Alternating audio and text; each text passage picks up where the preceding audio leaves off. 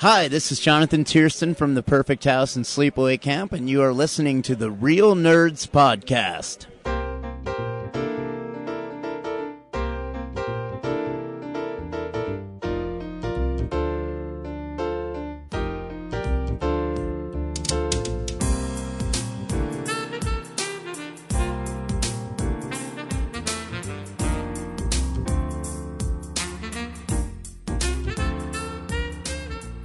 Welcome to Real Nerds Podcast, unofficially the official podcast of Denver Comic-Con 2014 and beyond. I am Ryan. With me with this week only is Brad. Brad, it's a quiet week here at Real Nerds Podcast. Considering it's our 3-year anniversary. I know, week. this is exactly our 3-year. Well, I mean, it actually pushes it a little bit because you do 52 weeks and the weeks don't really line up. Right. Because when did X-Men First Class? Was it? I think it was June 6th of June 2011. 6th. I think you're right. So I guess it's pretty much right on. And kind of appropriately, that episode was just you and me, and James was out. That's right. That's right. So back to the original. What's your favorite thing over the past 3 years, Brad? Oh, of all of it? Or just this show? Of all of it. Yeah. I like making the pod show. As you can see earlier, you got to preview the DVD. I did. I got the, what would you call those, samples off the press? And the test disc. The test disc, and it looks really good. Thanks, Brad. You put a lot of work into it. Yes, I did. It looks really good. It sounds cool. Each episode's menu page, I know what you'd call it, I guess, title page, has its own theme song to it. The bloopers are really funny. You forget all the stuff you've done, obviously, because we filmed it over the course of 8 months. Right. And there's some funny stuff on there. How long is it? It's 55 minutes is the outtakes? Something like that, yeah. It might be funnier than our show. I don't know. That's what I was saying. I think I laughed more in the outtakes but then again, I was there, so. Yeah, and maybe it's because the outtakes are so fresh, Right. But yeah, it's fun. I mean, there's also some trailers. There's a fun documentary. You tell people how to make a photon pack. That's right. Not a proton pack. Not a proton pack. It's lots of fun, though. Was it fun making it, or has it just been arduous? Disc? Yeah. I like seeing the final product, but yeah. Yeah. Was it just like when you shoot something, the final product looks really good, but when you're doing it, it's a lot of work. Yeah. Yeah. There's a lot of, because I haven't done a disc this elaborate before, with all these special features and almost 3 hours worth of content. So it's anything. I'm worried this close to Denver Comic-Con, the release date, what's gonna prevent it from actually getting done, so that's got me stressed out. But getting the disc was crazy. Yeah, they look really cool. I love how that you here's a little spoiler, guys. The Blu-ray has blue in it and the DVD is red. Did we mention it's a Blu-ray DVD combo? I think we have, but just if you're not excited about it, you should be. Yeah, that's awesome. I mean, how many Blu-ray DVD combos do you get for $12? $12? Yeah. Well, if you get it at Comic-Con. Okay, I was gonna say they're taking $3 off. That's what I was gonna. You spoiled my thing. I was gonna say retail $15. Well, when you said $12, $12 at Denver Comic-Con. Yeah. So make sure you say hi, and because we also just got word that our slip covers are done. That's right. And they look really cool. I actually, if you go to my profile picture on Facebook, you can find me through the Real Nerds. I actually put the little sample picture you put up, and they look really sweet. Yeah, I was in the warehouse watching them get folded, and it's pretty impressive. Really, that's cool. Yeah, and then the discs was a crazy. It really stressed me out last week because they were supposed to be here last Friday, and for some reason, UPS just at the end of the day of me waiting, it was a truck that left at 6 a.m. and it never made it from Commerce City to downtown Denver. Which is, what, and then 10 minutes? Said, yeah. Then it said, well, I'm sure they had a bunch of stops along the way, but it just didn't get to mine before 9 o'clock or whatever. Crazy. So I was like, well, I guess I'll wait till Monday. And then it came on Monday, and the receptionist was away from our desk at work, so it went back to the warehouse. Oh, my gosh. And so finally I just called them and said, hey, can I just go to the warehouse and get them? Because I really need to check them out before. Because if I've only got a certain amount of days to let the manufacturer know if there's a problem. And the DVD is a little printed offset. It's not quite aligned with the circle. But, what can you do? Overall, it looks really good, though. Yeah, I'm excited. I'm excited, too. I can't wait to give it to people. Yeah. Because, a part of us is inside their home.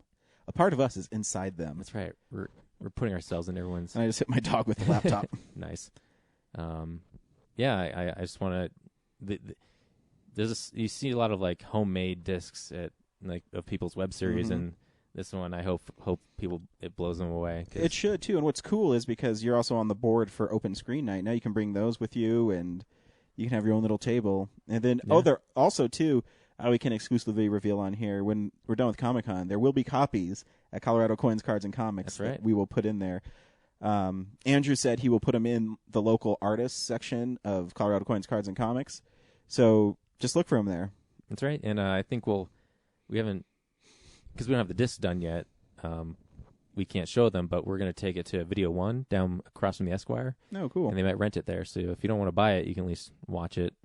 Check it out. No, that's awesome. And the Blu-ray is the only place you can see the special features because I'm not putting that stuff online. So yeah, and too, what people don't. Yeah, you can watch it on Vimeo or YouTube, but the Blu-ray transfer looks amazing. Of course, it's Blu-ray.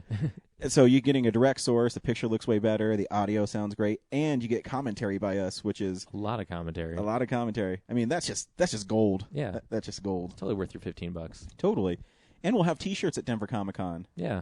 Sweet T-shirts that you designed that I haven't seen yet. Yeah, I hope they're done. I hope they're done too. It's like what, 6 days away? 6 days away. Yeah, that'll be great. I can't wait to see those. And if you've got a special deal, right, for if you get a T-shirt and that's the disc? right. If you get a T-shirt, which are retail for $15, guys, the Blu-ray retails for $15, so that's $30. You're like, oh, I mean that's not a bad deal for a T-shirt and a movie, but you go to Denver Comic-Con, you get both.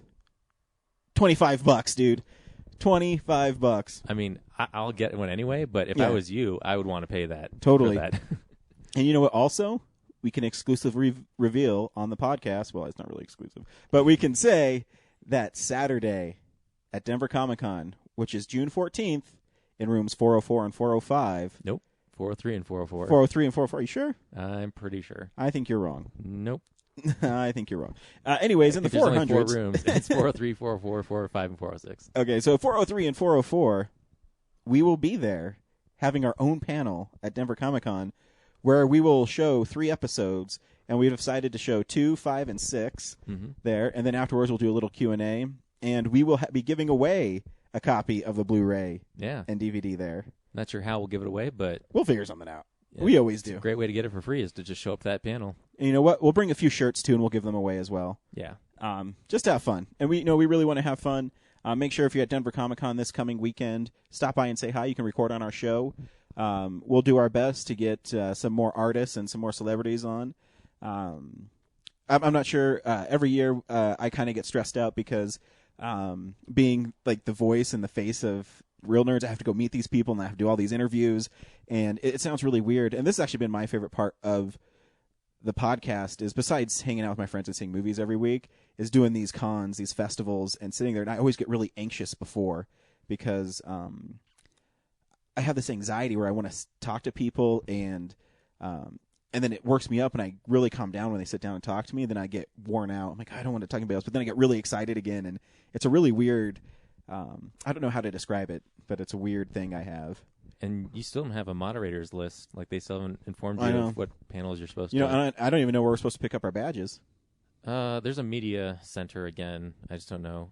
Is that where we're supposed to get them, though? I haven't seen an email about it. There's an email about people can pick up their badges at various comic stores. Yeah, early. You can if you've bought them.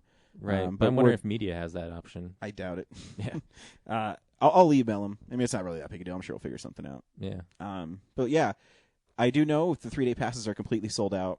I talked to Bruce at Colorado Coins, Cards, and Comics yesterday, and he told me he only has 3 Saturday passes left, 2 Friday passes, and like 15 Sundays. So make sure that you get out and get them, because you can't get them on the website anymore. Right. The website's sold out. You have to go to your local comic shop, and our local comic shop is down to less than 20 passes for the whole weekend. So if you want to go, make sure you get them. Every week we go see a new movie. This week we went and saw Edge of Tomorrow starring Tom Cruise. Stay tuned to the end of the podcast when we talk about it. We also talk about movie news, comic books you should be reading, stuff we've been watching, box office numbers, stuff that's coming out on Blu-ray.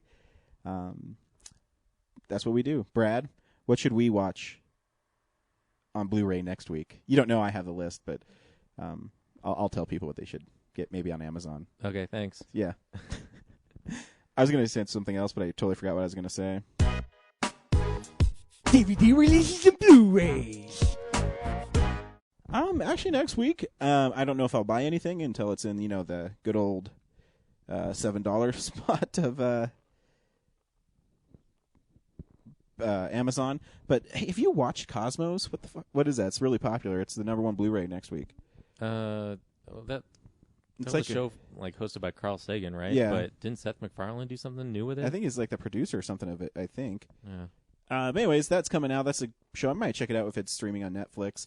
Tom Clancy's Jack Ryan, Shadow Recruit, is coming out. Again, a fun movie. It's all right. That's all right. Nonstop with Liam Neeson's coming out. Another movie that's okay. It was fun. True Detective, the HBO show with Woody Harrelson and James's boyfriend, Matthew McConaughey, is also coming out as well. Oh, this is the one I'm definitely going to get. The Seattle Seahawks Road to the Super Bowl. Fuck the Seattle Seahawks. I'm going to give that to you for Christmas. That's pretty much it. I'm going to keep on scrolling down. Oh, there is a DVD release of The Short Game, which if you have Netflix, you can watch for free. It's a fun little documentary I saw about little kids playing golf in the World Championship. Oh, you talked about that once. Yeah. It's fun. You can stream it on Netflix if you have it. There were a couple things James skipped over last week that I was a little bummed about. Yeah? Do you remember? No. But I wish I could help you. Mm. Let's see. I'm going to scroll all the way to the bottom. Oh, William Shakespeare's Collector's Edition on from PBS. That'll be out on DVD. There's 4 kid favorites, Adventures of Batman and Robin. 50 movies starring Steven Seagal. He was in 50 movies? Yeah, I mean, I'm sure he made a bunch of shit movies for a while. Dick Van Dyke Show is getting a re-release of their first 10 episodes on DVD. So if you haven't picked up on DVD? If you haven't picked up Dick Van Dyke Show on DVD, come on now. You get with it. So I recently got the Blu-ray set, right? Mm-hmm. And I'm in season 2. And did you watch the special feature of It May Look Like a Walnut in color? I did. Yeah? Yeah, it's so disorienting. It is. It's really weird because sometimes when you think it's going to look a certain way, and it doesn't, like the walls and stuff were colors I would never expect them to be. And part of me wishes there was they'd done both on those discs, so you could watch the whole series in color. Yeah. Obviously, I like the black and white just fine, but it's just having seen it so many times in black and white, it's just what would it look like in color, even though it's fake color? Do you think they have those that film somewhere where it's colored film everywhere, or do you think it's just? Oh, I think it's just shot in black and white. The colored It May Look Like a Walnut, they just digitally colored all the frames. I was reading that it was a test, that they were testing it to see what it looked like or something. They probably didn't oh God, this is going to cost a lot of money. So that's all right. Yeah, I still love it in black, and it looks great on Blu-ray. We've said it many times, but it cleans up nicely. So does Laura Petrie. This is the box office numbers for the #1 movie in America last week. This is the box office stats. Maleficent was #1 with $69 million. Which is the one thing that's really cool about it is a woman-led tentpole movie. It's cool to see the women stars being able to get their big moment to shine in a blockbuster movie, because usually it's the men who lead them. The movie we saw, A Million Ways to Die in the West, $16.7 million, which some people are shocked, but honestly, I'm not too shocked, just because it's a little tough sell. Like a raunchy Western, and Westerns I was looking don't have the greatest track record anyways at box office nowadays. But yeah, they're not that popular for some reason. Yeah. And then, I don't know. I'm kind of shocked that the TED audience didn't come back out for it. Yeah, or something, because Neil Patrick Harris is pretty popular now too. You'd think maybe he'd help boost ticket sales, but I guess no one gave a shit. Yeah, I can understand maybe not a lot of repeat viewing, but the fact that, I don't know, they should just stop doing like major comedies in the summer because there's too many other like action stuff. Just like well, I feel too some movies kind of got. I think they bunched movies too much in May, because so there could never be one like really big like runaway hit. You know what I mean? You couldn't have it because if the first week you have Spider-Man and then the following week is Neighbors, which is a I guess a somewhat a big comedy. And then you followed up with Godzilla, and then you followed up the next week with X-Men, and then you followed up with Maleficent. It's like, let's have as many movies as we can, and I think that's why Captain America really benefited, is because it had 3 weeks. It had 3 works. Yeah, you're right. 3 weeks before another movie anybody wanted to see came out. So, because when you look too at the tail end of summer, there's not that many great movies coming out. And I think I commented a couple weeks ago that July 4th. There's not a cool movie out. All of July I was looking through. I'm like, nothing is exciting me. Yeah. Which is a shame. Well, they did. You know what? Before I tell you about that, let's go to real news. It's real news!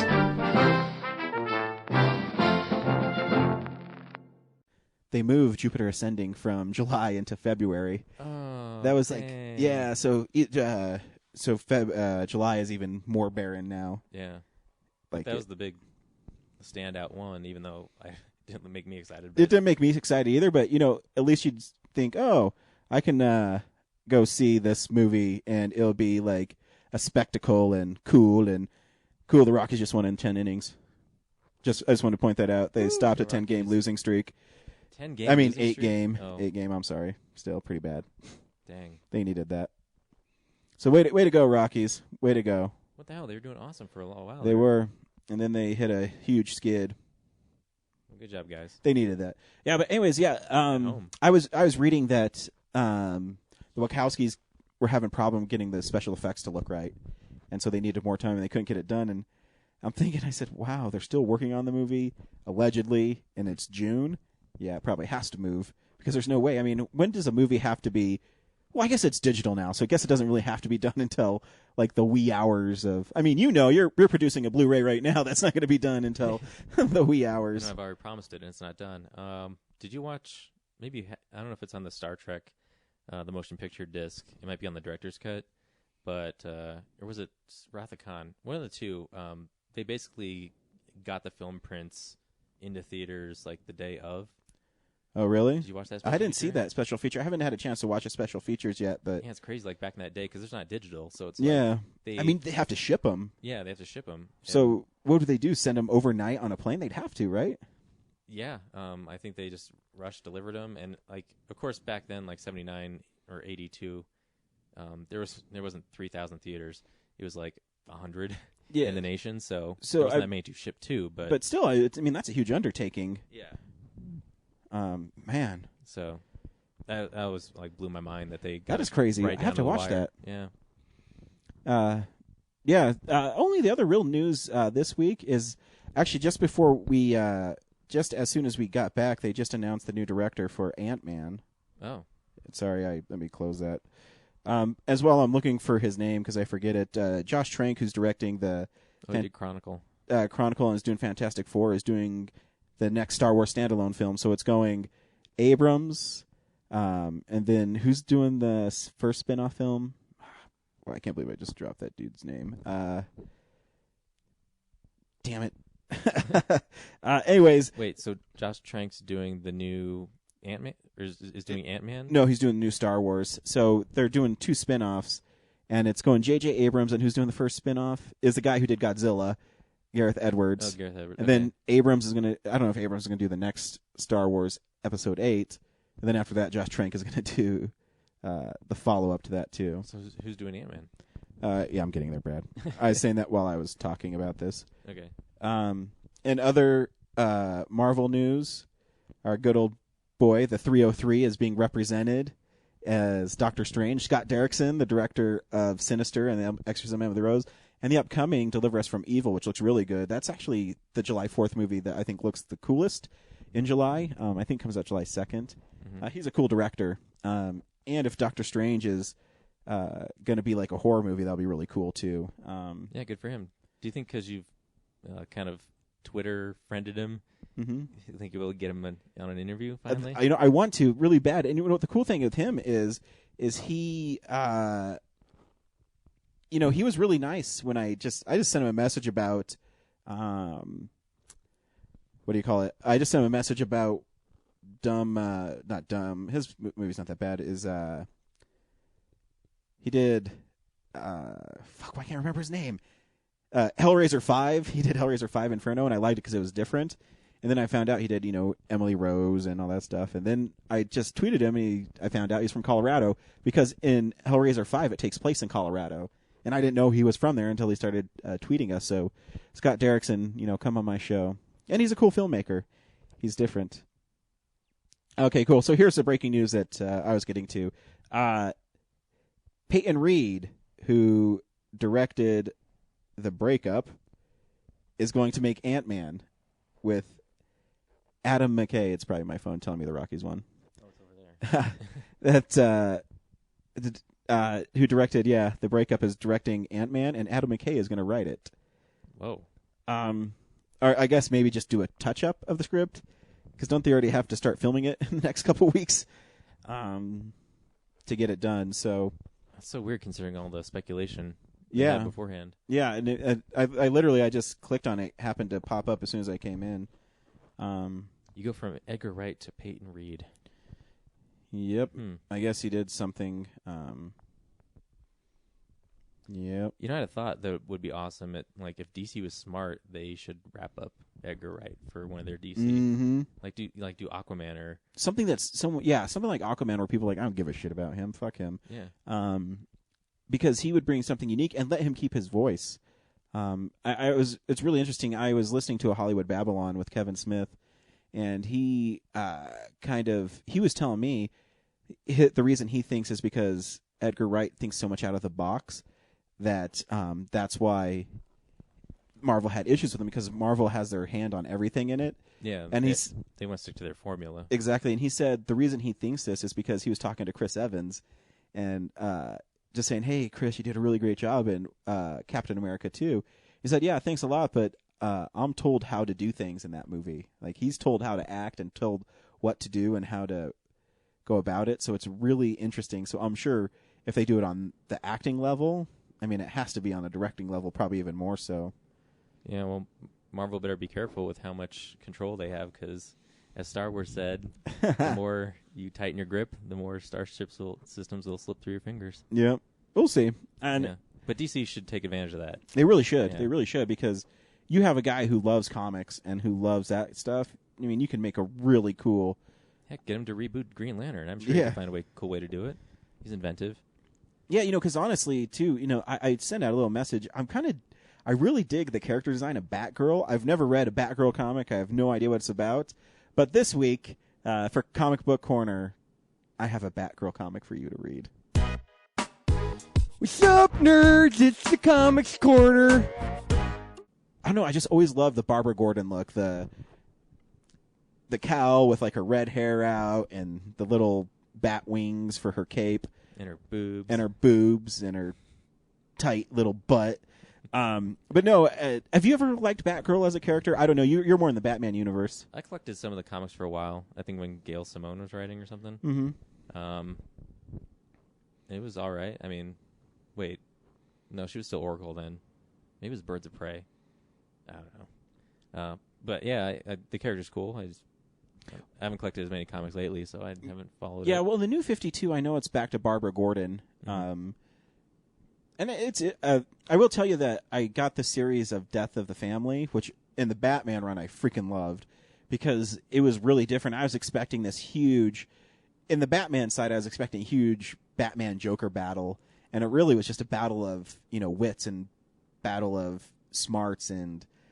you're going to do this to me, I'm going to do that to you. And what's really cool is I think I enjoyed this series. So if you pick up Batgirl, the New 52 version, issues 13 through 16, it ties into that. And it ties into the story, but it's told from a different point of view. So it's like you're seeing, a director's cut of it or something. So you see different parts unfold, how she gets captured and stuff. And It's really fascinating, and the art in it is fantastic. El Simone's writing it as well.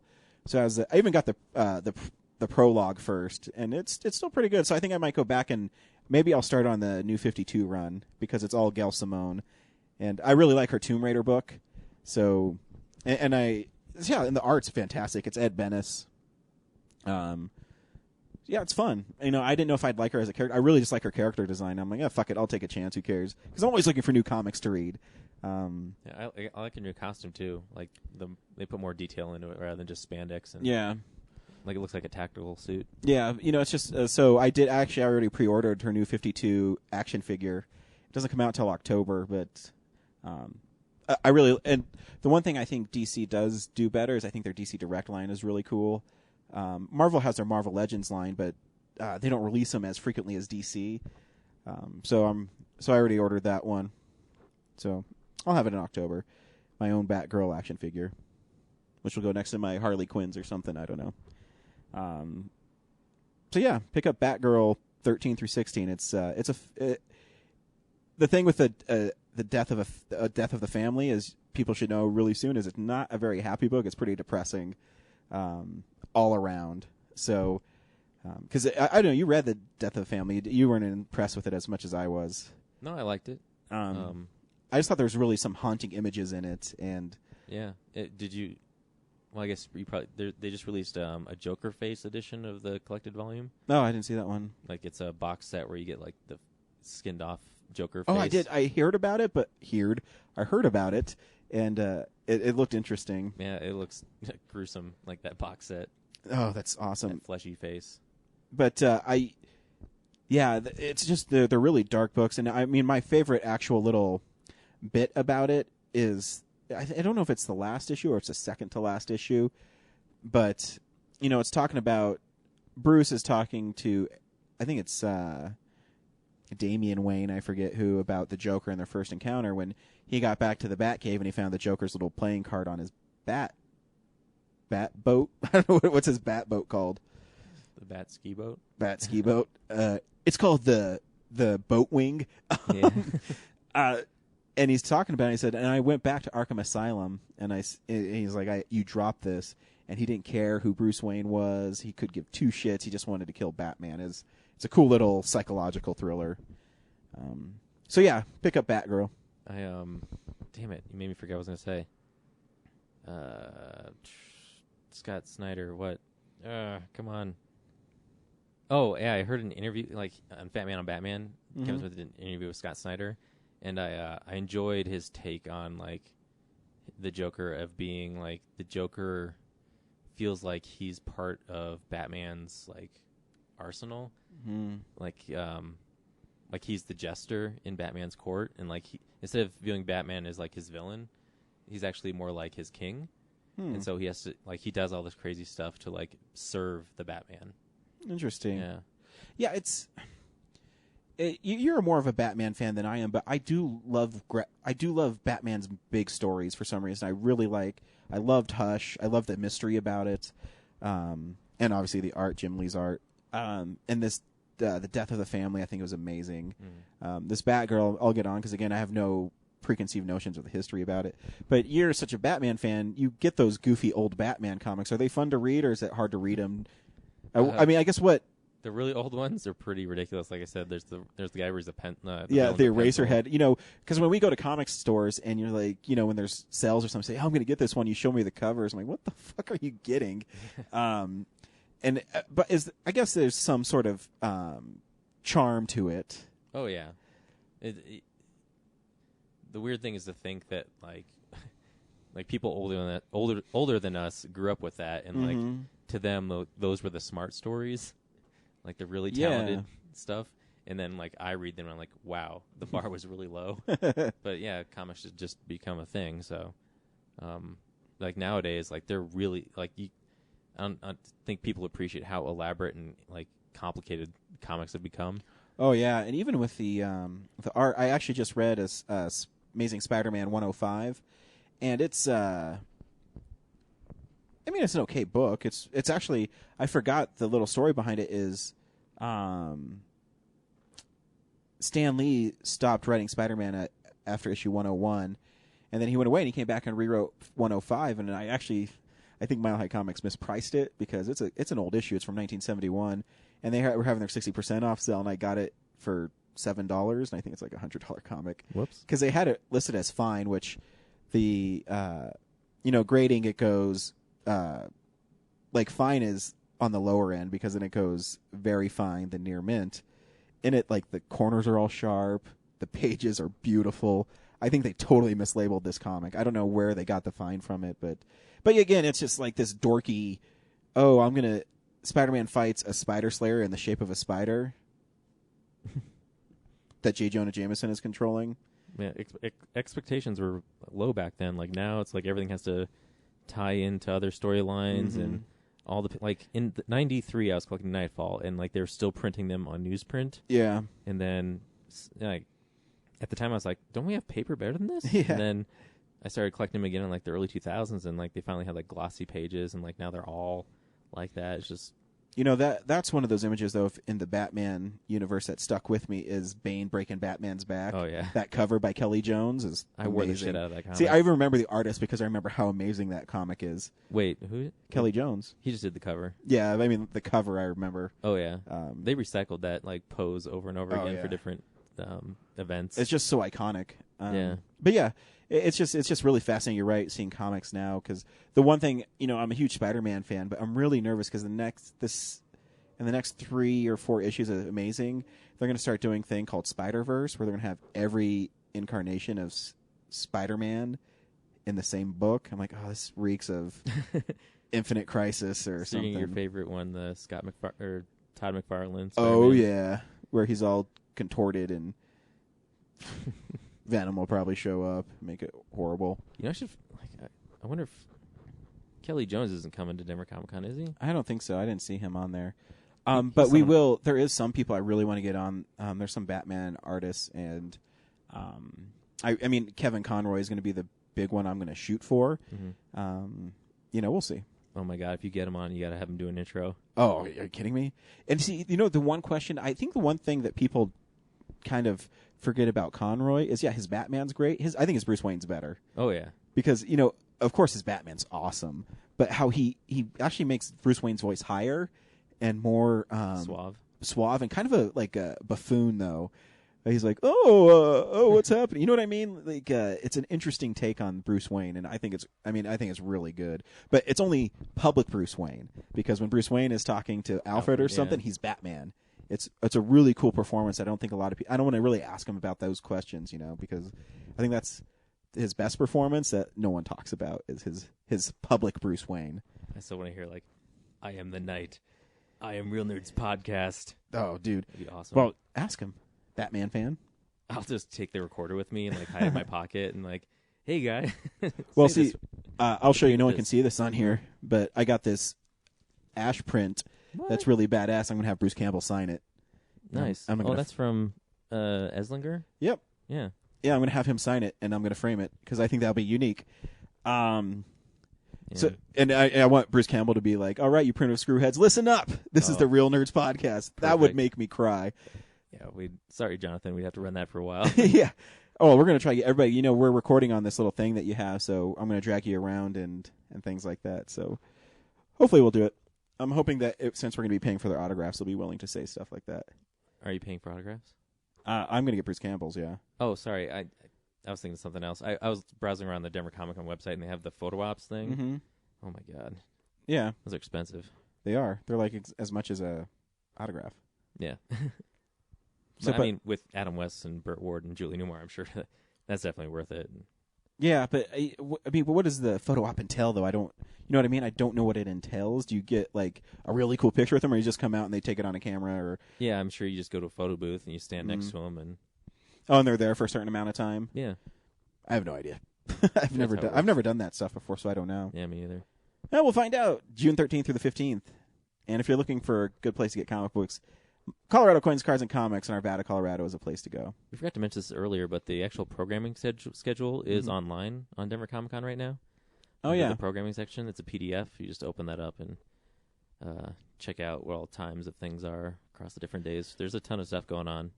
I know. I really kissed their ass about getting the Bruce Campbell thing. I wonder if I'm going to get it. Yeah, I was trying Twice. I was trying to look for like the star panels, like to see who's like counter programmed against the Pod Show. Mm-hmm. I didn't see like none of the major people are listed. It seems kind of late. I'm pretty sure the latest panel I did was James Marsters, and that was on Sunday. It was like at 3 p.m. So they're all morning stuff usually. Yeah, they're like midday stuff. That's good. Yeah. So. Because it's not San Diego yet. It's not like, Kevin Smith doing a 3-hour Q&A in a huge hall. But I was looking for just to see who would be like what's going on that other people would not come to ours. Yeah, like maybe it's the Brony one, or like Bruce Campbell's doing his, so like you can't be at the Pod Show. Oh, yeah. Yeah. Well, that'd probably be the only. Yeah, that's tough. Sorry, guys. That's tough. That's really tough. Brad, you got this right. But I gotta make sure I bring somebody with me to these panels I'm doing because I need pictures and stuff. And yeah. If anyone wants to photograph the Real Nerds this year, we'll have Zach a pass. said he was going to, but we should have a pass for them. For them, yeah, I don't know. I don't know yet. We'll have to see. Yep. Because we do need a little more information, but I think we're getting one because we do need people to watch our booth while we are doing this stuff. So is your wife going? She has Friday and Saturday off, so she can. I don't know how long she wants to stay. Well, being pregnant and all that, it's probably like yeah, it's probably not the most comfortable thing. Yeah. We'll see. Yeah, hopefully someone can fill in. Yeah, we just need someone to stand there and hand out our business cards. Yeah, I'd like someone to film the panel. That'd be nice as a bonus feature on season 2. Oh yeah, that'd be sweet. Yeah, that's a good idea. So, send us your resume. Yeah, send us your resume or just say hi. Or Zach, get your shit together. Yeah, come on, Zach. He wanted to do a documentary of podcasting, and he said he was going to film, maybe not, of Comic-Con. So we'll see. Hopefully he'll do it. Well, I'd be surprised if they didn't because we're giving them like a free pass. They should. And the media pass. Here's the thing. Here, I'll sweeten this little pot. You guys know when you have the media pass that you don't have to wait in line. So if you come and help us, you go through the back door. You go through the back door, and you don't have to wait in lines for anything. Yeah. Well, obviously, like if you're getting food or something, but getting on the show floor, getting into panels. I'm just saying, you don't have to. And don't send us like, oh, I've held a camera, I can shoot stuff. Mm-hmm. I'm a filmmaker. I know. Yeah. I know what quality work is. So we need your help. So don't try to fake us out. Yeah, we need help. So just let us know if you can do it. Zach, anybody, maybe Ryan can help us out, or. Oh yeah. We'll figure it out as soon as we know. As soon as we get more details, then we'll help you. Man, we went off really bad here. But just pick up Batgirl. This is the stuff we've been watching. So, this is the stuff we've been watching. That's all right. I didn't watch that much this week, Brad. It'll be quick. I did watch 7 episodes of Game of Thrones season 3. Wow, you're on season 3 already? Yeah, it's again, I think the show's really good. I don't know what James is saying. It's like so gross. There's really just a drama. They don't really show that much like bloodletting. There's really not that much sex. And I mean, I think every episode does have a naked chick in it, but there's really not that much sex. It's not like Spartacus. People are always saying how like much sex there is in it, but every time I've seen parts of it, I never run into that. Well, here's the thing: is their episodes are like an hour and 4 minutes long, and there's like one naked chick in them for a minute. So you have another hour and 3 minutes where there's no sex going on.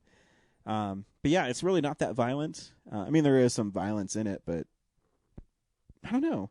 I mean, it's really good. It's wonderfully shot. It's wonderfully acted. I really enjoy the show, but when James was telling us about how bad it is and stuff, I was expecting, something worse than Spartacus because I don't think Spartacus is, well, it is bad, but meh. Speaking of Spartacus, did you see who? Showtime might be picking up Spartacus or something? What? I didn't see that. Someone's trying to pick it up. That'd be awesome. Yeah. So Game of Thrones is fun. The actors are fun in it. Is it weird the more great things I hear about it, the less interested you are? Yeah. It's probably like you in Breaking Bad. Yeah. I still haven't watched a Breaking Bad yet. A single episode. I've never seen a single episode of Breaking Bad.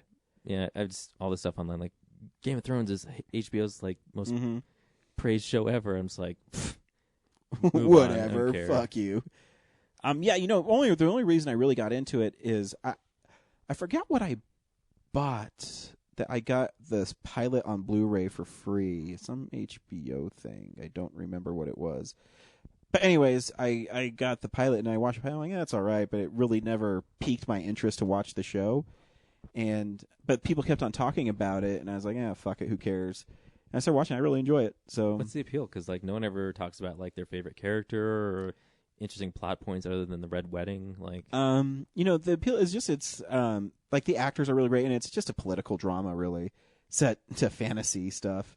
You don't like Mad Men, but you'll watch political drama. Well, yeah, because in this one, there's like this girl named Khaleesi who's the dragon queen or something, so she has pet dragons. And she trades a dragon for all the slaves so she can build an army to claim her throne. Because it's a Game of Thrones, so it's people are putting claims on this throne because the one king died. And it's all about getting that spiky chair. Yeah, and it's they go to war over it. So there's a huge war happening over a chair. Yeah, so you can you can be ruler of the 7 kingdoms. Right now, you're making me sound like a fucking Game of Thrones nerd. But anyways, it's it's just like lots of backstabbing and what was the question again? Why I like it? What's the appeal? Yeah, because like no one ever talks about specifics. Well, I mean, my favorite character is Tyrion Lannister. He's the midget. It's Peter Dinklage. He has a name. He's really good in it. Like, he's really funny. He's really clever, and so he's my favorite character in it. Jon Snow's kind of cool, but Jon Snow's kind of the bland, like hero guy. You know what I mean? He's I fight for the right passage, and the thing that makes him interesting is Ed Stark, Ned Stark, who got his head chopped off at the end of the first season. Sean Bean, he dies and everything. It's his bastard son, so he didn't even get like Stark's last name, and so he's an interesting character. He kind of goes off and joins like the Rangers. But I was given the first book as a gift this week from the vice president of something at Qdoba that I trained, and he gave me the first book because he talked about how much he liked, and I said, oh yeah, I really like the show. So as a gift for training him, he gave me the first book. So I'll read it, see what it's like. But yeah, I guess the appeal is it's just fun. Okay. Yeah. I mean, I know I can't sell you on it. You really have to watch it because the episodes are so intricate and there's so much going on, and I can't really like, ooh. But yeah, anyways, I was telling you, she gives like the dragon to the guy who has all the slaves because she's building an army, and the dragon's not listening to him, and he says, why won't it listen to me? And she says, fool, you can't enslave a dragon, and the dragon like lights him on fire. It's awesome. So she didn't lose that dragon is what I'm saying. She tricked him, and that dude was barbecued. The only other thing, I've been watching tons of South Park. I'm bummed though. And on Amazon, season 15 dropped to $10, so I ordered it. And they sent you the plastic case version, sucker. But the picture I clicked on was not the plastic case one. I think they're cool. You could probably just claim like dissatisfaction over it, and they'll send you a brand new one. The thing, Amazon is really cool. My Friends Complete Series. Did I tell you that story about the Friends the Complete Series? Maybe. Anyways, I ordered it, and I kept on looking, and it wasn't taken out of my bank account. And then I looked on my orders, and it just went away. I'm like, what the fuck? So I emailed them. I says, hey, I ordered this. I just want to make, and I haven't been charged, but I want to make sure it doesn't show up, blah, blah, blah, blah, blah, blah, blah. And they sent me this email back. I was like, oh, yeah, sometimes things go out of stock, and we're sorry we didn't tell you. If you want to reorder, we'll overnight it to you for free.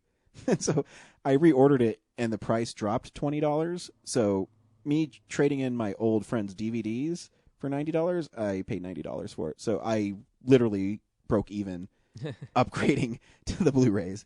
And the Blu-rays, they actually went back to the 35mm negatives and made them widescreen. So nice. In Blu-ray, it's widescreen. It looks amazing. So it's really cool. So the only other thing besides South Park I watched this week, I watched Star Trek episode 3, The Search for Spock. Oh, finally. And I don't think it's bad. I think there's some parts that are really cool. I didn't know Christopher Lloyd as a Klingon was in it. Yep. Commander Kruge. But there is some really interesting. Again, I really like William Shatner. I really do. I think this sounds bad, but I think because Leonard Nimoy directed it, it kind of wasn't like the strongest staged of the Star Trek movies. The production value feels a little. It does, and I think sloppy. It's just where the camera is, because that final battle between Kirk and the Klingon should be cool, but it looks like a TV set. Yeah. He directed 4 though, so he got it together. Yeah, but he I didn't know he directed 4, but yeah, 4 looks great, and 4 has huge, like on scale wise, it's way bigger than 3. But I think the idea, again, the thing I love about the Star Trek movies is I love the ideas behind them. I love, I mean, when I saw that planet being built, even without knowing anything about the search for Spock, like I never even read like a synopsis for it. I had a feeling that Spock's thing went there, that he'd be reborn, but I didn't know that he's aging acceleratedly, and so the planet was basically killing itself because it was unstable. And I mean, again, the movie's fun, and I think it's cool to see like Klingons, because I don't really know anything about them, but I know they're badass, and to see them as the bad guys, and they want to die with honor and things like that. And I don't know too, it's weird when you see the Enterprise crash. You're like, no, it's such a cool little, and so iconic that when it crashes, it's disheartening. And I mean, I saw episode 4. I saw the fourth Star Trek. Are they on the Enterprise in the fourth one? I don't remember. No, they're on the Klingon ship, and then they get the new Enterprise A at the end. Oh, that's right, because they use the Klingon to go back in time, right? Yeah, they use the Bird of Prey. Yeah. Double asshole to you. I'm actually really excited. Double dumbass on you. Yeah, I'm actually really excited to watch that one again. But yeah, also too, I don't think Kirk really earned being that upset that his son died. It seemed kind of like forced in the second Star Trek and the Wrath of Khan. But I don't know if in the show he had a son and they. I don't remember. Again, I haven't seen 2 seasons of the original series yet. So. But I do love when his son dies saving the female Vulcan.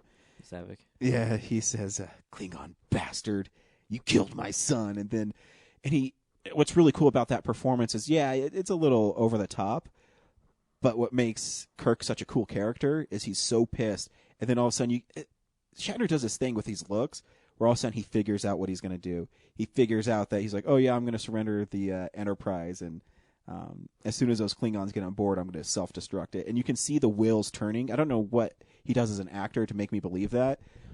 But, when his son's dead and he's pissed off and then he falls out of his chair, then he gets up and composes himself because he's he's an admiral. You're like, oh shit, here it goes. Mm-hmm. Here it comes. And it's awesome. And then he just outthinks him. That's kind of the caveat of like Star Trek becoming more popular and being like in the hands of the like really the studio's control now that Roddenberry's gone. Mm-hmm.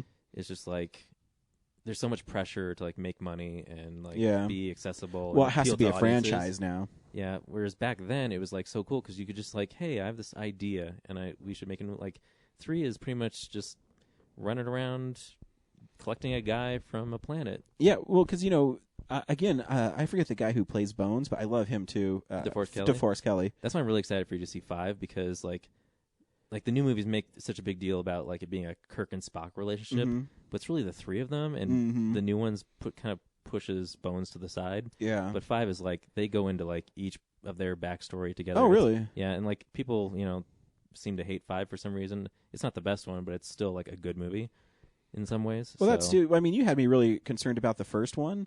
But I still think it's a cool movie. Yeah. But there's no way you could pull that movie off nowadays. You could not have the V'ger and V'ger, and at the end, it's a satellite that got lost and became self-aware. Yeah, there's no way you could pull that off. Some executives like get out. Yeah, but it works, and I no really explosions.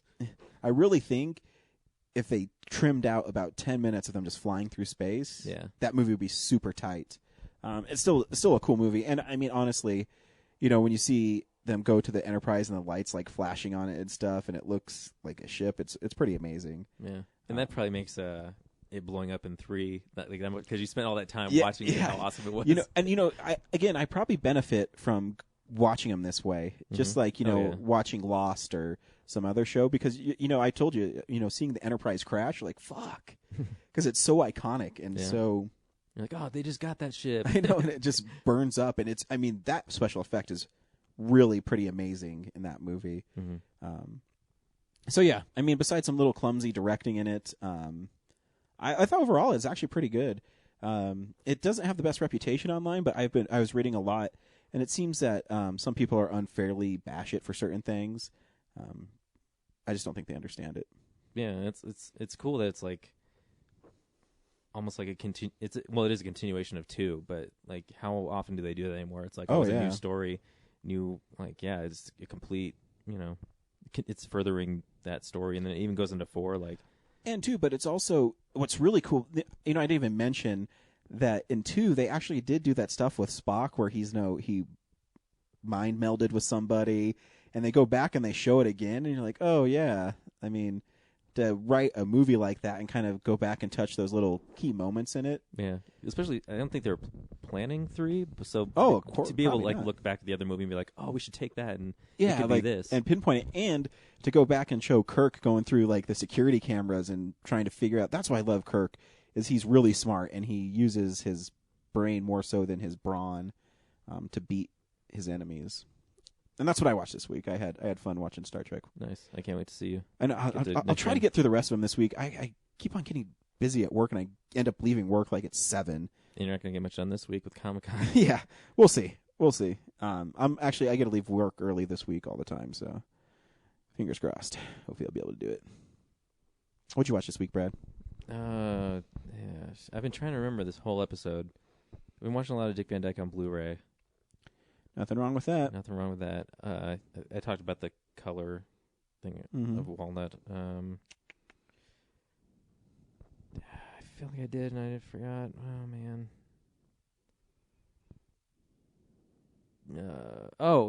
Okay. So I didn't watch anything new except for a few weeks ago where I totally forgot that I watched Ernest Goes to Jail. I haven't seen that movie It's since like I was 3 a kid. weeks old, so good luck. There was a How'd This Get Made podcast I was listening to, so they watched it. Mm-hmm. And one of the things they kept saying was like, this is a kid's movie? So I was like, I don't think it was made for kids. I think it's... Well, Ernest was never really kid humor, I don't think, if I remember correctly. It was just tame humor for adults. Yeah. Because, like, they're right. There's, like, some really messed up stuff. If this was a kid's movie, there's, like, the villain, Ernest, tries to almost rape this woman, Like, throws himself on her. And I did forget that Ernest cross-dresses a lot in his movies and his he plays little different bits. characters. Yeah. So, like, in jail, he also plays the villain who's, like, not a bumbling idiot. And then he also plays his aunt because he has the 2 ball and chains stuffed up Oh, that's right. in his dress. And he always has the lipstick on horribly. Yeah. Man, it's crazy to think, too. How long ago did Jim Varney die? Like 15 years ago? Yeah, 20 years ago? At least Toy Story 2. Yeah. So that's 98. So, wow, 16 years. Yeah. 17 years. So, yeah, it's a fun movie. It's obviously really cheaply like put together, and it's very slapsticky. There's like this, and the end climax has him green screen, like, because he develops these magnet powers. I don't remember this movie at all.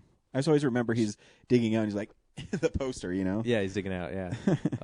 He's a janitor at a bank, and somehow, I forget, he comes in contact with something. He gets electrocuted. Was it do you remember the guys, I forget their names, but they're like, I think they're brothers, but they're also like really into guns. No, I don't. They're security guards so they're like constantly testing like new bank defense systems, and one of them is like a steel cage that comes down if the alarm goes off, like a jail cell drops on him. I remember that part. Yeah, it's electric. So I think Ernest runs into that and like develops his electrocution powers, and then he becomes a witness, or he gets jury duty, and then there's like some guy on trial, and then he's friends with the bad Ernest. He tells him, "Hey, you're starting to refresh my memory on this." Yeah. So Ernest gets knocked out. Like there's a field trip to the jail for the jury at one point, and he gets knocked out, and they switch places. And then while he's in jail, he just kind of like has to deal with all like the bad Ernest buddies, and like one of them eventually becomes his friend. Jeez, man, yeah. And then he like escapes, and then goes back to the bank, and obviously like it's great for the bad Ernest because he gets a job at a bank, so he's going to try and rob the bank. And then there's this green screen of like after Ernest loses his magnet powers, he like has anti-gravity powers, so he's constantly like bouncing over the walls, and it's like really poorly green screened. Jeez, man. You know, the one I watched the most when I was a kid was Ernest Scared Stupid. Yeah, that's fun too. I have that one. I might watch that again soon. But the interesting thing was after like while I was watching, I was like Wikipediaing like how did Ernest become a character and stuff. Yeah. Because he's got a bunch of other movies, like half of them are straight to DVD, but like it was a big thing. And he like TV specials and stuff. And it was just that this advertising agency in like Tennessee, I think, or Kentucky, came up with this character Ernest, and he like sold. He wasn't just like a mascot for like a single product. Like he did Coca-Cola ads. Really? He did.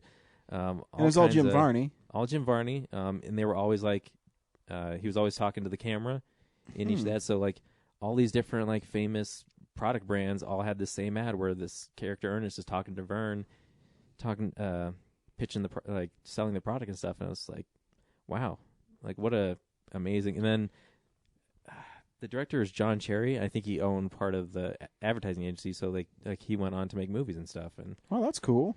Yeah, just that's like someone who made it themselves, just through hard work. Yeah, just this like it's so weird to think like a character could from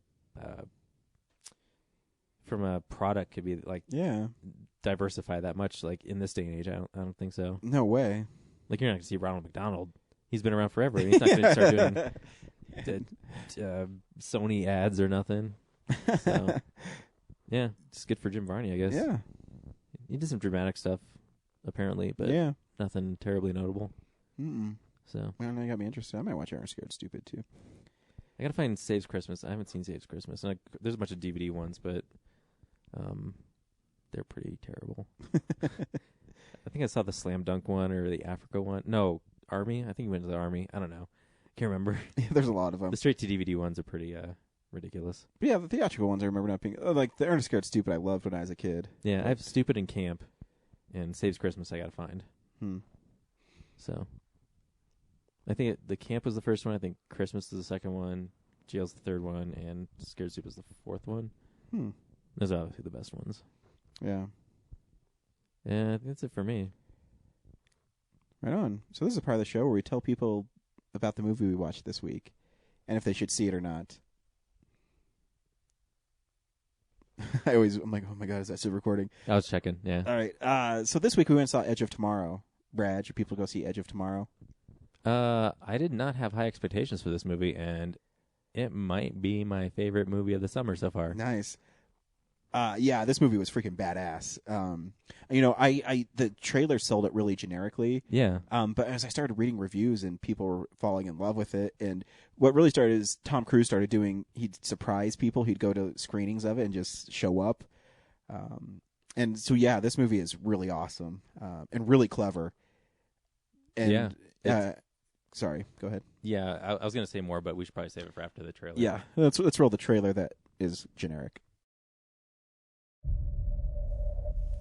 I'm going to tell you a story. At first, it's going to sound ridiculous. But the longer I talk, we have to find the keys. The more rational it's going to appear. I can't believe you found coffee. Sugar, right? Yeah. No, hold on. 3. You like 3. How many times have we been here? How many times? For me, it's been an eternity.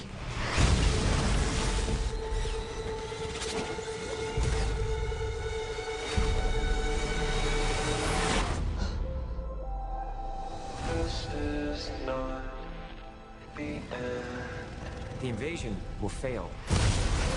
We lose everything.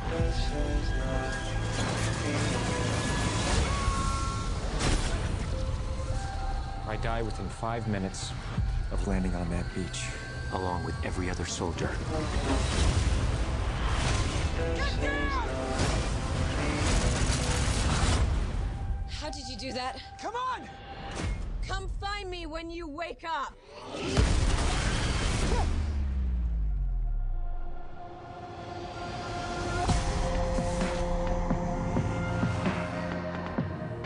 do know what's happening to me. What happened to you happened to me. You hijacked their power. How do I control it? You have to die. Every day. Keep coming here and I'll train you. Again. Your leg's broken. No, I'm good. Then we better start over. Oh, come on. I'm not a soldier. Of course you're not. You're a weapon. They want to conquer the rest of the world. Unless you change the outcome. We are not equipped for what's out there.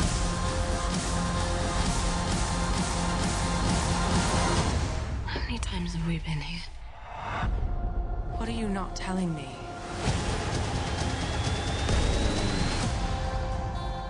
It's gonna be dark in a few hours. And curl up by the fire and open a bottle of wine. We should just reset. Whoa!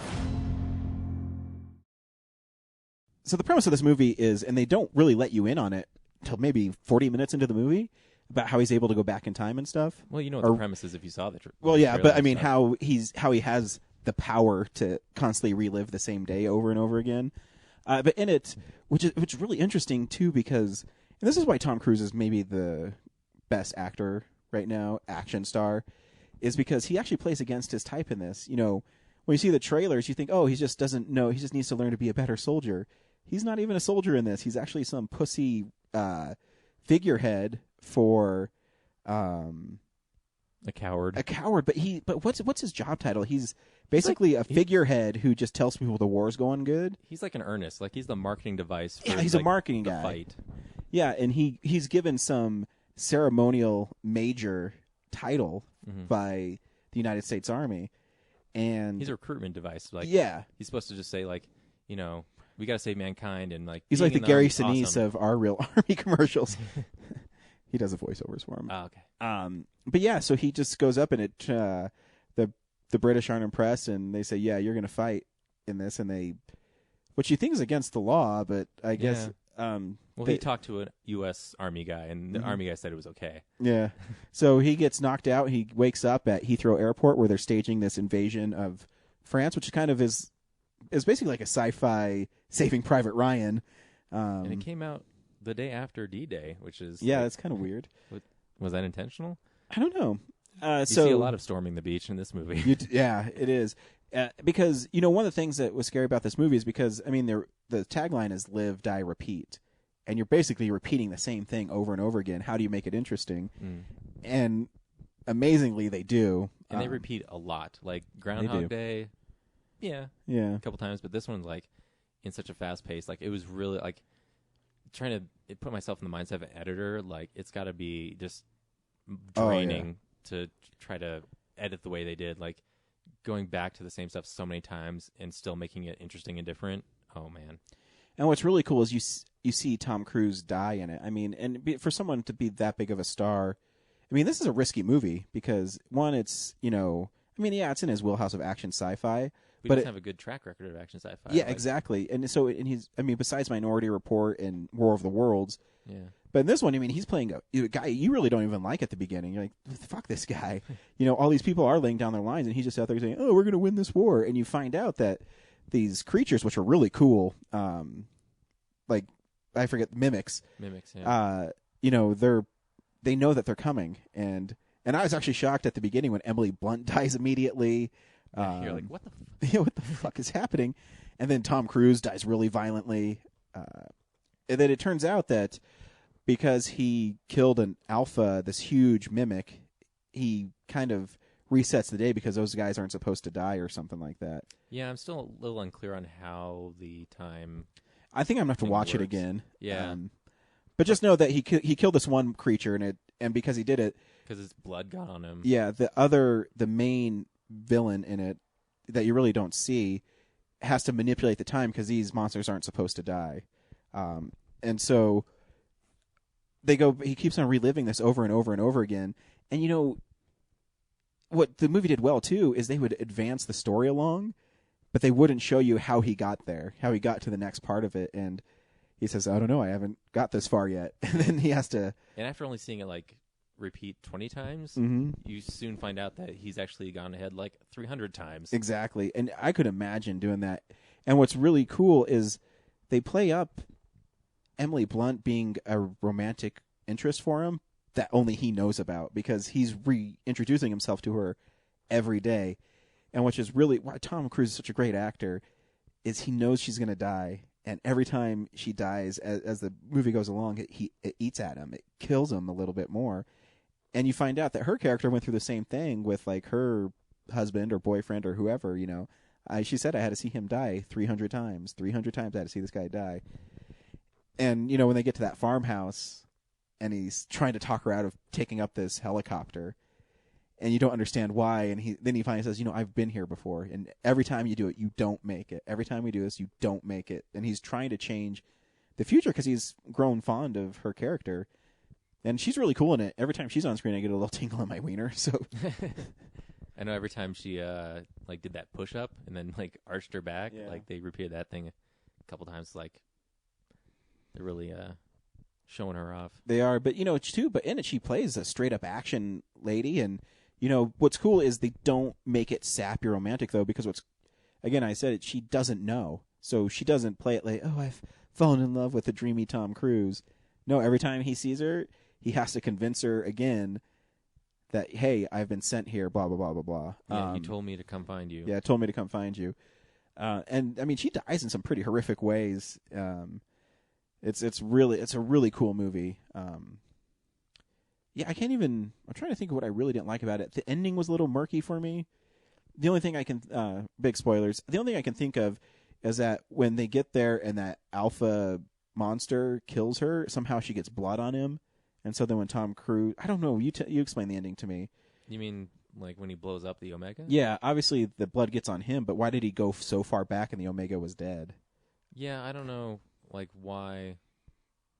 Like, is he I guess, well, the Omega blood got on him, so obviously he gets like another chance to time travel again. But it should go back before they killed the Omega. So, is it broken because he killed the Omega and the blood got on him, so he's able to go back? I guess he gets one more shot or something. Yeah, because I guess the Omega's already dead, but the blood got on him, so it actually worked for him to go back. And why does it let him go back to that point? Yeah, I don't know. Yeah, but I mean, it's too cool to really think about it. Yeah, when you're watching the movie. I mean, but the movie is really, it's really well done. And what did you really like about the movie, Brad? I think maybe 20 minutes in or something, I was just thinking about like how I expected the dialogue for one of these movies to be, and it never achieved that. Like there was never like some cliche bullshit of like, you know, action movies have where, you know, they have this goal and they say like the typical things. I don't have a specific example, but it's just like it felt like the movie had its own language, you know? Yeah, well, you know, you're right, because, you know, Tom Cruise's character never had those funny one-liners, you know, but he was funny unintentionally. The part where he's trying to find Emily Blunt's character, I forget her name, it's Rita something. It's Rita, yeah. So he's doing these push-ups, and his plan is to roll underneath this Humvee to get away, and the first time he does it, he gets ran over, and Bill Paxton's like, why the hell did he do that? Yeah. And he makes this noise like, I don't know what noise was, but it was pretty good. Yeah, it's weird. They make some like real comedy out of the violence in this movie. Like, there's a couple other times where he dies pretty hilariously. Yeah. But it's not hilarious, really. It's not, but it's weird because... I also didn't get like, so they go to that general, right, and they convince him to give, they convince him to give him this device that's going to allow him to actually see where the Omegas are. But then so the general has this thing about like how he's finally convinced, but then he still calls the cops on him. Yeah, I guess he doesn't really believe him. Like, why even give him the device then, like, and let them go? And just like, just call them to the room. I don't know. Yeah, it's interesting. Weird motivation at that point. But I guess because he had a gun on him from Rita. There's nothing I can think of. And then the end, like, there wasn't anything too, like, creative about the end. Like, they kind of just go to the, like, the Louvre and then, you know, fight a few things and get in. So there wasn't anything as inventive as the earlier parts in the movie, I guess. But still, it wasn't. Now, here's a scene from the movie that could be cool, it could not be cool. I haven't watched it yet. You'll have to... I'll pick something. I'm sure it'll be Tom Cruise acting awesome.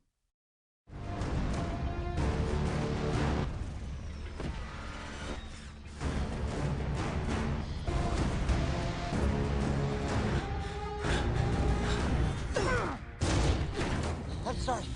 I'm trying to save you. We're getting slaughtered. You need to get us off this beach.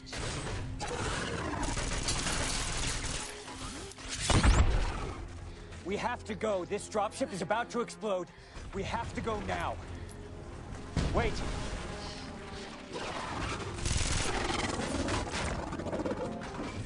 Come on!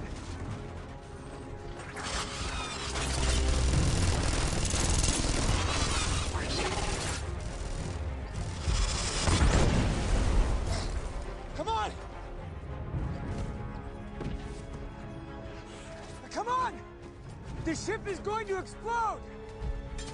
What are you doing? Find me when you wake up. What? Come find me when you wake up.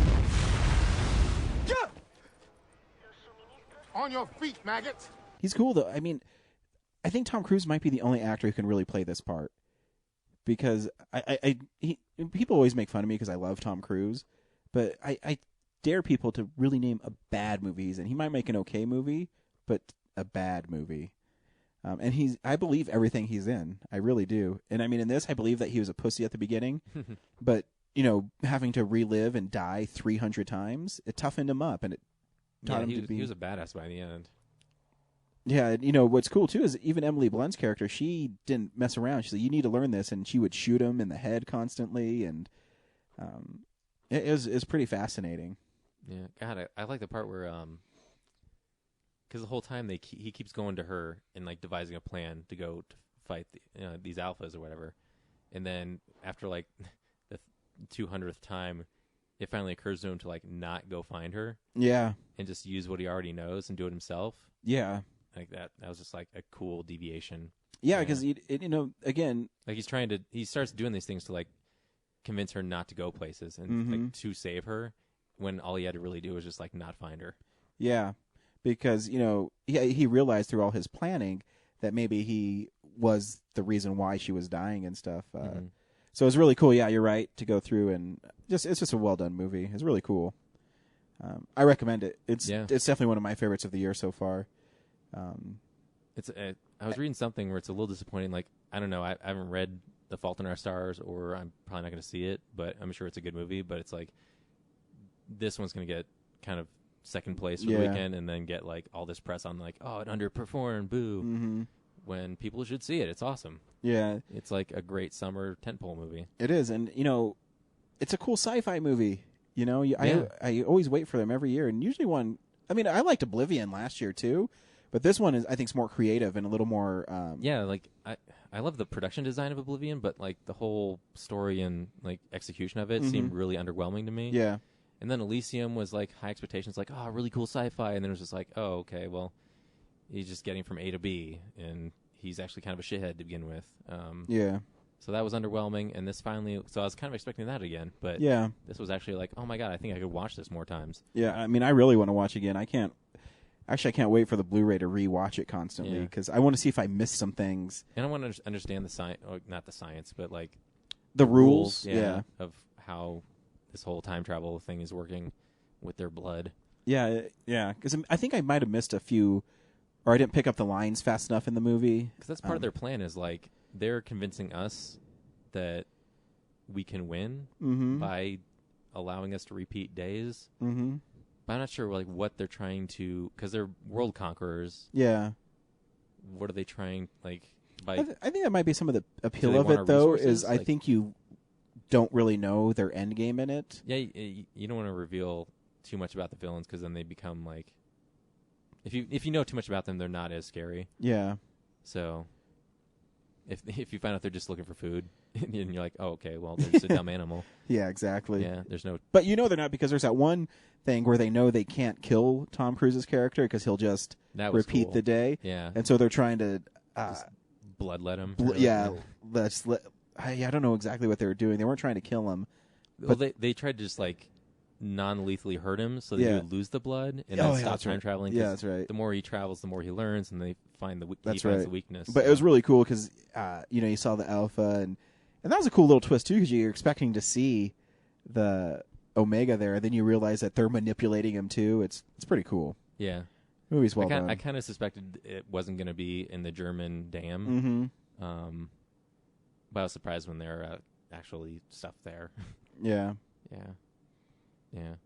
So, go see Edjo tomorrow. I had fun. It was awesome. Next week, make sure you stop by and say hi to us at Denver Comic-Con. We'll be there. We'll have our booth set up. It'll be cool. I'm not sure exactly what Brad has planned this year, but we'll have something in the booth for people to watch. I don't know. Are you doing the projector yet? Do we know what we're doing? I'll bring the projector. I don't know if we're going to show, like, the episode slideshow from last year, or if we're going to just play the Blu-ray. We'll figure it out. It'll It'll be fun anyways. We really want to talk to you, so sit down and talk to us on the show. We have lots of fun meeting people. Make sure you go to room 403, 404, 402, 403. 403, 404. 403, 404. Saturday at 5:45, we will have a presentation and give away 50 minutes. 50 minutes of Real Nerds. Of Real Nerds. At Denver Comic Con, dude. That's kind of surreal, actually, to tell you the truth. Yeah. I hope people show up. I hope people show up, too. Thanks for listening. Next week, we're seeing 22 Jump Street on top of Denver Comic Con. Yeah, we're going to find time for that. Did you hear about the Spider-Man screening at Mile High Stadium? No. I kind of want to do that. What is it? I don't even know. Who is it? Some company. Oh, the Outlaws. The Colorado Outlaws lacrosse team. They've invited... Well, you have to buy tickets, but you're invited to go down and watch The Amazing Spider-Man, the first Amazing Spider-Man, on the grass of Sports Authority Field. Oh, they're projecting it on the grass? No, it's going to be on the HD monitor. Oh, cool. So, but you get to sit on the grass. Oh, sweet. I might have to do that. Yeah. What day is it? I think it's Friday or Saturday. This week? It's after the con. It's after the con. Okay. Well, I won't see it. Yeah. Maybe we're already down there. Maybe we'll do it. Get a picnic. We'll have KFC or something. Yeah. Might be cool. KFC. On a blanket. Thanks for listening. See you at Denver Comic Con 2014. Exciting times. Bye. James says bye. Bye. All right. I love Matthew McConaughey.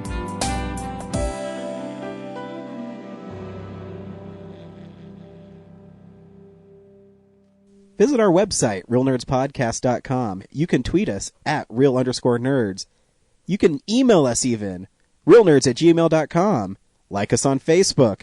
Hey, stream us on Stitcher. You want to call us? 720-6nerds5. And download us on iTunes. Just search Real Nerds. Thank you, Joe Kempter, for the wonderful voiceover. And also Spark Mandrill for the wonderful late-night jazz smooth sounds of movies. You can find them on SoundCloud. This has been a Nebulous Visions production.